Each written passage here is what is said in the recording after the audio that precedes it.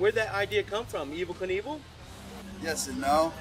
I actually just thought it'd be a good idea to jump a Harley. I like Harleys. Tell me about the Harley Davidson you're jumping. I know Evel Knievel did it back in the day, and what's the difference between the Harley that he jumped and the Harley Davidson that you're jumping now? Actually, the bike that he jumped was an XR750, and the XR1200 was kind of built around that. It's the same shape gas tank, same shape rear end, and actually I've only got 1 more inch of suspension on the rear than Evel had, so it's pretty close. Wow. And it's a lot heavier too. It's a 1200cc bike compared to a 750, so it's kind of the modern day version of Evel's bike, right, and it's big brother. Why are you jumping in Australia? Basically because Australians have my back. Yeah. Like Gavin Walker and Australian Harley Davidson.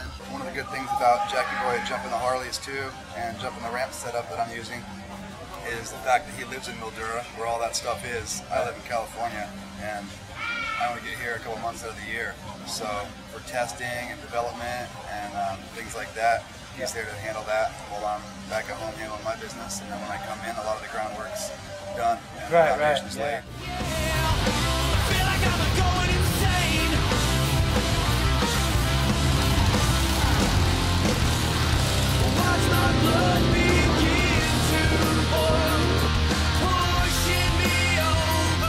Tell me a little bit more about the Harley Davidson XR1200. Obviously it's modified. What kind of modifications did you have to do to make these jumps? Not too much. Just made some custom triple clamps that go in the headset of the Harley frame, and then just put different suspension on there and handlebars and tires. That's about it. Oh, and we converted it from a belt drive, final drive, to a chain and sprocket. How was the first jump on that bike? First few jumps were good, actually. We did it out there in Mildura, just on a dirt landing, and I was really surprised. I didn't know how it was going to fly. I didn't know if it was going to want to nosedive or loop out or what. But the engineers that helped Gavin work on the bike, they lengthened the swing arm, and that kind of distributed the weight more equally. Right. The thing flies through the air beautifully. So after the first jump, what changes and did you have to do to the bike?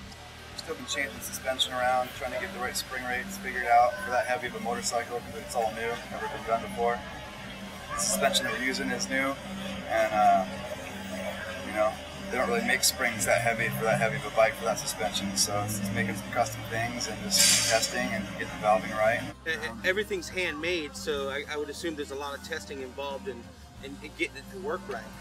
Trial and error, Bubba. Trial and error. When you first started jumping that bike, it was outdoors and you had a little distance, but then the Crusty Tour came about and you decided to jump it indoors, which was a steeper ramp and a shorter distance, and you over jumped it a couple of times. Actually, you got hurt one time. How was it taking that big bike indoors? It wasn't really my idea, but you know, kind of did that to help hype up the whole idea around jumping a Harley. Oh yeah. So just tried to design a takeoff ramp to work for that small and steep of a landing, because that bike's just so big and heavy and long. It wasn't really designed or made for that. It was made to go the distance, and you know, that's what I wanted to keep it on. But there's just no room in small stadiums, and that's what tour it's on. And we're stoked to get on that tour and try to hype it up. And did some height, did some damage. My shoulder's still a little sore from that one. Yeah, I remember that. All good. That's probably the first and last time that'll happen. When you heard that Jack Walker was jumping that bike over 150 feet, were you stoked that he was getting it that far and get a little closer for you to where you want to be? Yeah, I definitely knew it was possible. The first hour that I rode the bike, I think we jumped at 140 feet. Right. So I definitely knew it was possible to break the record and get it out there, and it's just a matter of waiting for the right time to do the record instead of just doing it in the backyard.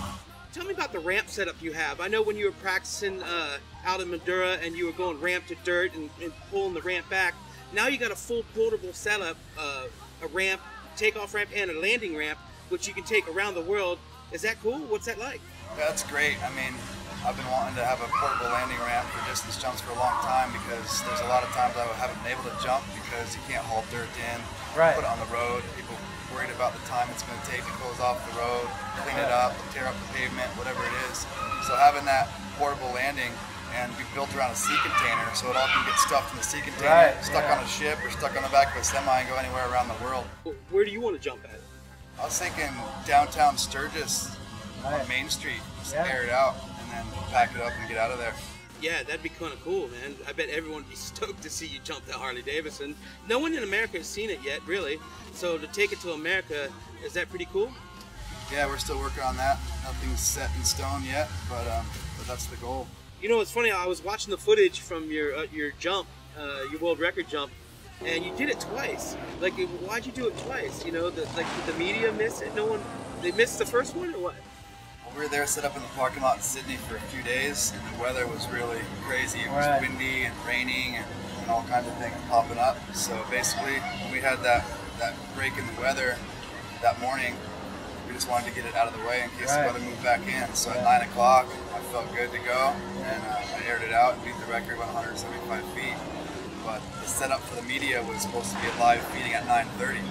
So I was getting out of my gear, and they're like, you want to hit that again? I'm like, no, I don't want to hit that again. And you know, the first one was so smooth. Yeah. Nuts were fine, everything was good to go. Yeah, your nuts are good then, huh? Yeah.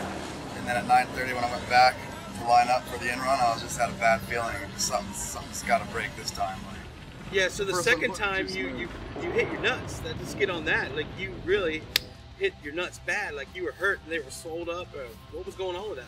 well, we didn't change the gap. The gap was still the same as the 9 o'clock gap I went 175 on, and that was probably the perfect distance for that gap.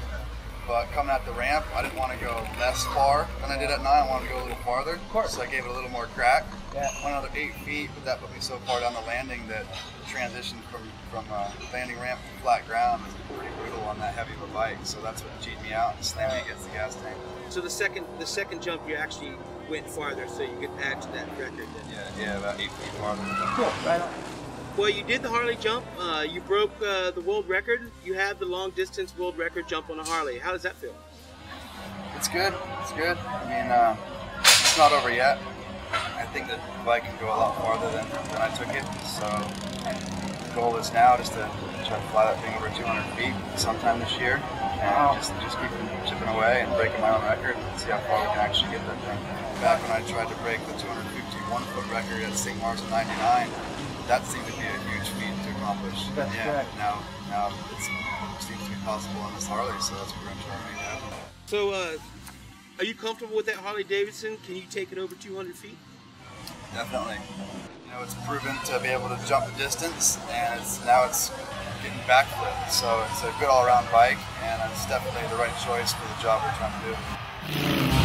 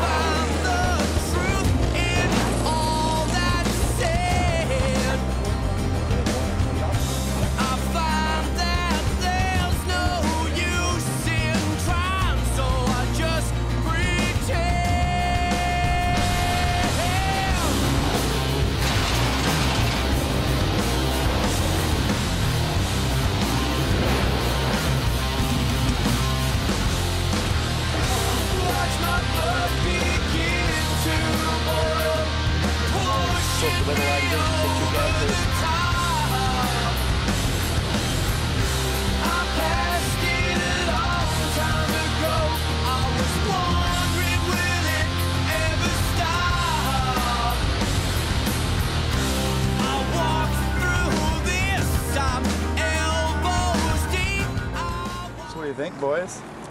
Take this little Harley stunt show around the world?